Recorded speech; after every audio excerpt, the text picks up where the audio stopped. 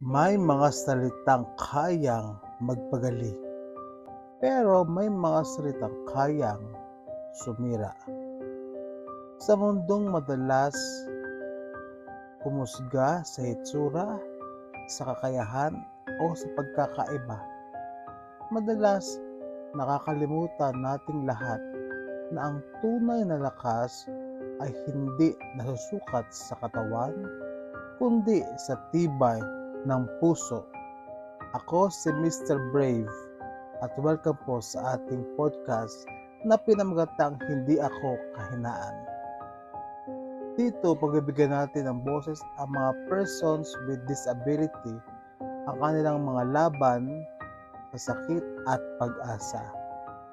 Sa episode na ito, pag-uusapan natin ang isang realidad na madalas itago sa ngiti, ang bullying laban sa mga PWD. Paano ito nakakasira? Paano ito hinaharap? At paano, sa kabila ng lahat, ay matutunan nilang tumayo at sabihin, hindi ako kahinaan. May isang kwento, si Lisa, na mayroong kapansanan sa kanang kamay.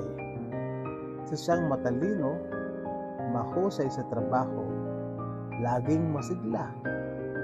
Ngunit sa opisina kung saan siya nagtatrabaho, may ilan na hindi matanggap na kaya niyang gawin ang lahat kahit mayroon siyang limitasyon.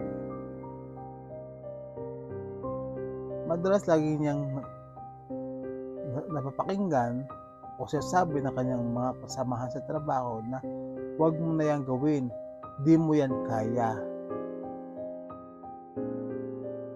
O iba naman, ang sabi sa kanya ay lagi mayroong special treatment dahil sa kanyang sitwasyon.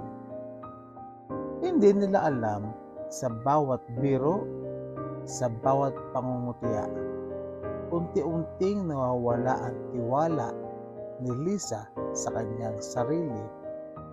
Kaya tuwing gabi, siya ay umiiyak. Hindi dahil mahina siya, kundi dahil pagod siya na patunayan ang kanyang sarili.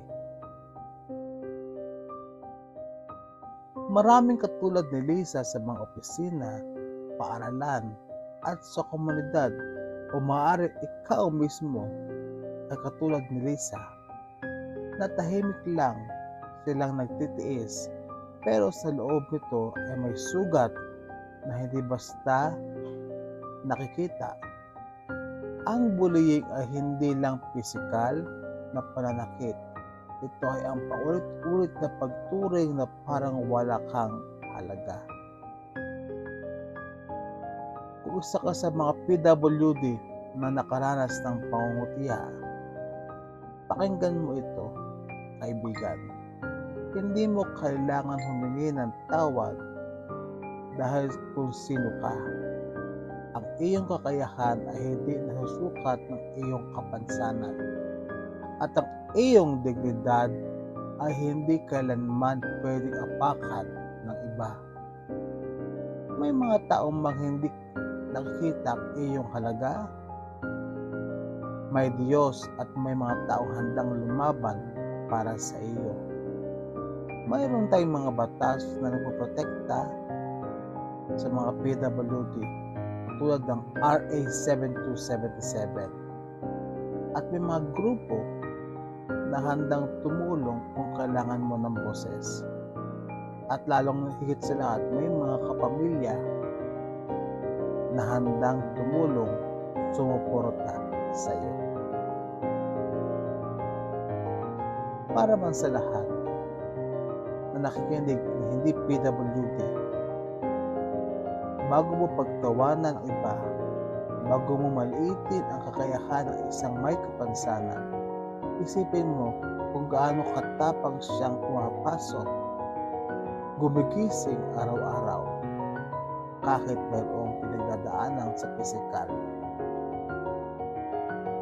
at kahit mayroong takot, ay kailangan niyang pumarehas at lumaban sa buhay. Ang kanyang lamang hiling ng isang PWD ay ang salitang respeto. Ngayon, bumalik si Lisa sa trabaho, hindi na siya umiiyak. Dahil may makasama pa rin siyang marunong umiintindi sa kanya. Pero ngayon alam na niya ang lakas ay hindi sa kamay, kundi sa puso. At sa mga tulad niya, tandaan natin, hindi mo kailangan maging perpekto para maging karapat-dapat. Ang totoo, ikaw ay isang inspirasyon para sa karamihan. Sa mundo kung saan madalas husgahan ang mga naiiba, mag-iisa kang tinig ng kabutihan, tumulong, umunawa at magmahal. Ako po si Mr. Brave. Marami pong salamat sa inyong pakikinig at panonood sa ating pong podcast na pinagkatang Hindi Ako Kahinaan. Isang palaala na ang tunay na lakas ay nasa puso, hindi sa anyo. Maraming salamat po hanggang sa susunod na mga video natin.